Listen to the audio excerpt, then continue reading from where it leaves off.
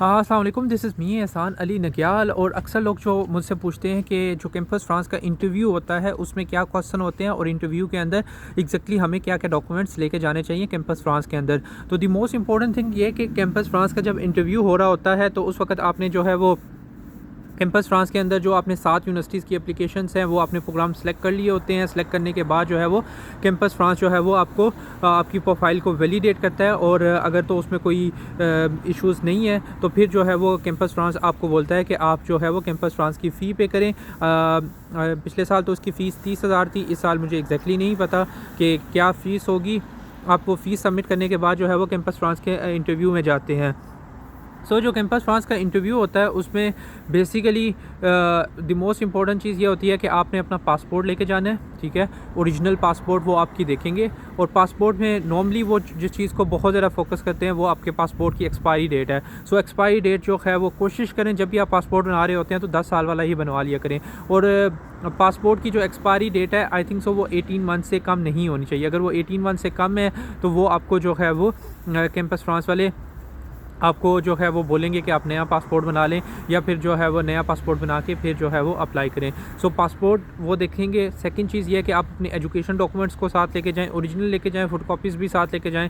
तो तीनों चीज़ें, पासपोर्ट, ओरिजिनल डॉक्यूमेंट्स एंड फ़ोटोकॉपीज़, तीनों लेके चले जाएँ। और सम केसेस के अंदर जो है वो इंटरव्यू जूम बेस होता है, सम केसेस के अंदर इंटरव्यू फ़िज़िकल होता है। जो भी आपका फॉर्मेट है उसमें जो है वो आपने जो है वो डॉक्यूमेंट्स लेके जाने हैं, नहीं तो आपने जो है वो जूम के ऊपर ही जैसे ही वो पूछें तो आपने उनको दिखा देने हैं।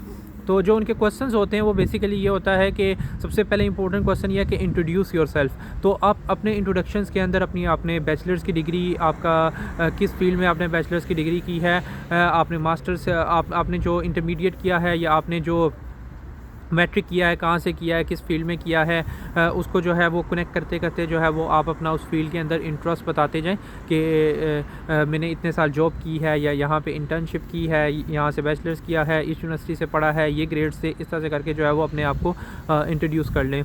जो सेकंड क्वेश्चन होता है, सेकंड जो क्वेश्चन होता है कि आपने किन किन यूनिवर्सिटीज़ में अप्लाई किया है और इन्हीं यूनिवर्सिटीज़ में क्यों अप्लाई किया है। तो आपने जिन जिन यूनिवर्सिटीज़ में अप्लाई किया है, चाहे वो कोई पेरिस सेक्ले होगी, सोर्बोन होगी, लियोन होगी, लिली होगी, किसी भी यूनिवर्सिटी के अंदर जो है वो आपने अप्लाई किया हुआ है, उस यूनिवर्सिटी का प्रोग्राम को और उस यूनिवर्सिटी को देख के जाना है कि मैंने इस तरह के प्रोग्राम्स में अप्लाई किया हुआ है बिकॉज़ कि ये मेरे इंटरेस्ट से रिलेटेड थे। और आपको उस वक्त उन यूनिवर्सिटीज़ के नाम लेके और उस प्रोग्राम्स के नाम लेके आने चाहिए, ताकि लगे कि इस बंदे का कॉन्फिडेंट है, इसमें इतना ज़रा वो है, होमवर्क करके जाना है। मतलब ऐसा नहीं कि रैंडमली जाके चले जाना है।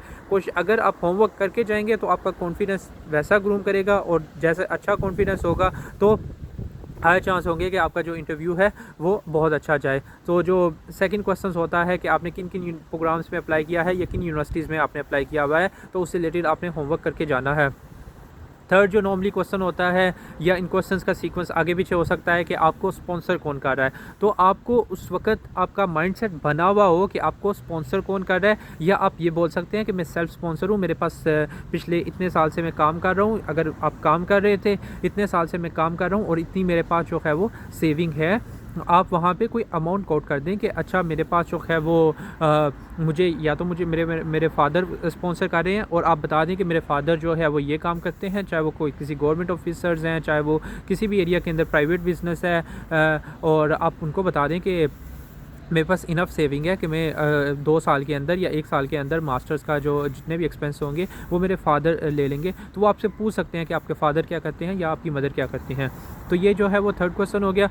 फोर्थ क्वेश्चन वो बेसिकली ये हो सकता है कि फ़्रांस के अंदर जो मंथली एक्सपेंसेस हैं वो कितने होते हैं, क्या आपको पता है फ़्रांस के अंदर मंथली एक्सपेंसेस कितने होते हैं। तो वो आपसे पूछ सकते हैं। तो आपका काम ये है कि आपने एक रियलिस्टिक चीज़ कोट करनी है कि let's say per month France के अंदर 800 यूरो एक्सपेंस होता है या 700 यूरो एक्सपेंस होता है।